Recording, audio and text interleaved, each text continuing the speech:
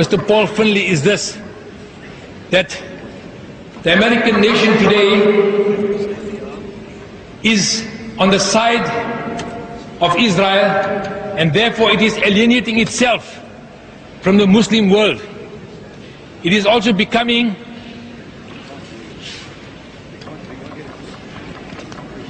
well, I'm trying to get the question across. In other words, the American nation is sacrificing itself and become an enemy of the Muslims.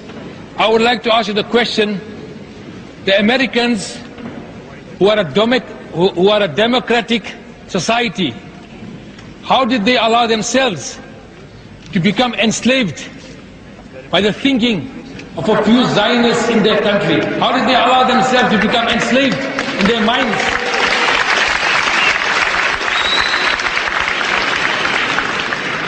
The second question is this. It's tied up with this.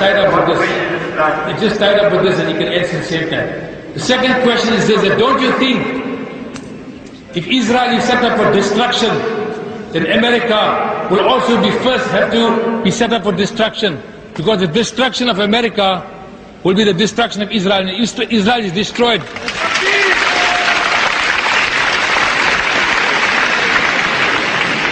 Don't you think that America is destroying itself by supporting Israel? So if Israel is set up for destruction, then similarly America will destroy itself in the process by supporting Israel. Those are the two questions. Thank you, brother.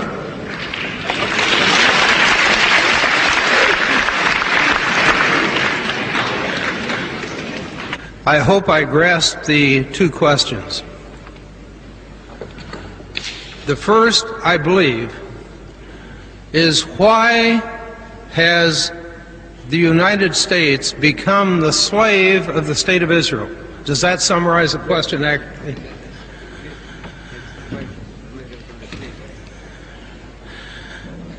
At the risk of trying to sell my book, that's what my book is all about. I was defeated in my bid for re-election to Congress in 1982 after having served 22 years representing a rural area, an agricultural district of the state of Illinois. I was defeated because I was the only member of the Congress who was challenging U.S. policy in the Middle East, that is to say, who was criticizing the support our government was giving to the State of Israel. The only one out of 535. In the U.S. Senate are 100 members, 2 from each state. In the House of Representatives, there are 435 members. 535 people altogether. And ladies and gentlemen, as of today, there is not one of those 535 members willing to speak out for what is best for America, for what is best for humanity, and unwilling to speak out to challenge the policies that our government carries out, which provides blind support to the State of Israel.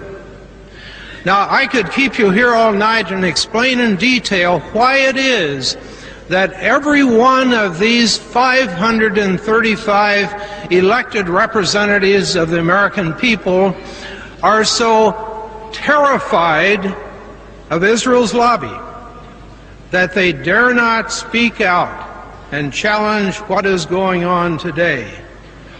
One would think that given the terrible brutality that is visited every day of the year against the poor Palestinians in the occupied territory, that the American congressmen, the American senators would be lined up 50 deep every day in their chambers to speak with outrage and anguish about what was going on in the occupied territory.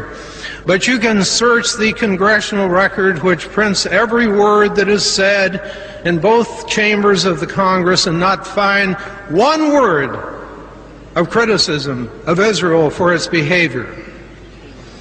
In a nutshell, it is because the American congressmen are afraid of the power of Israel's lobby.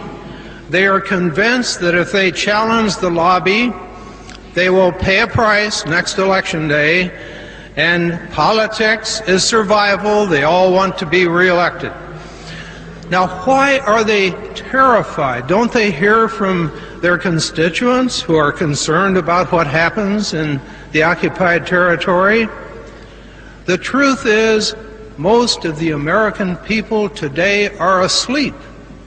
They don't know what's going on. They're worried about their own pocketbook, their own job, their own family, their own neighborhood, their own city, their taxes. They don't give much attention to what's going on in the Middle East. And they do not realize, as this gentleman's second question suggests, that the price they will ultimately pay for their blind support of Israel's military policies may be a terrible price indeed. It's eating away at the foundations of American democracy.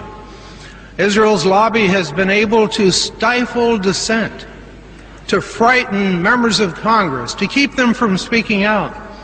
It has also reached its arms of influence out into the universities and colleges. It has reached the business community. Now, only a tiny portion of the American population is supporting the lobby for Israel in the United States. But that tiny portion of the population supports it with such zeal, such fervor, such persistence, that it is able to dominate the debate on Capitol Hill and control almost to a total degree the making of U.S. policy in the Middle East. It's a dreadful situation that threatens the cherished institutions of the United States. All that is needed is for the American people to stir themselves, to become aware of what's happening, to know about the power of Israel's lobby, to become aware of the fact that they share the guilt.